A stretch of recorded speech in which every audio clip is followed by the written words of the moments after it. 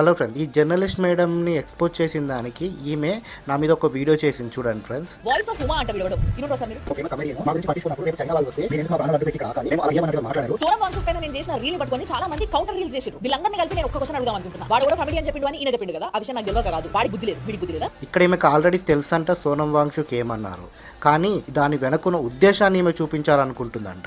ఇంకో మాట అంది చూడండి, నీ తండ్రి ఒక పిచ్చి బతకవు అని వాడన్నాడు అని నేను అన్నాను అనుకో, అది తప్ప కరెక్టా? మేడం నేను కూడా చెప్పేది, నీ తండ్రి ఒక బాడుకో అని నువ్వన్న దానికి వాడన్న దానికి చాలా తేడా ఉంటుంది. వాడంటే వాడిని చెప్పుతో కొడతా, నువ్వంటే పెండలో చెప్పు ముంచి కొడతా, అంత తేడా ఉంటుంది.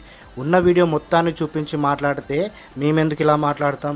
ఒక ప్రాపగండాలా మాట్లాడిన దానికే మేము మాట్లాడాం. ఇప్పుడు సీజేపీ ప్రొటెస్ట్ సపోర్ట్ చేసే వాళ్ళంతా యాంటీ నేషనల్స్, చైనా ఏజెంట్స్, ఉగ్రవాదులు అది అని మాట్లాడారు కదా.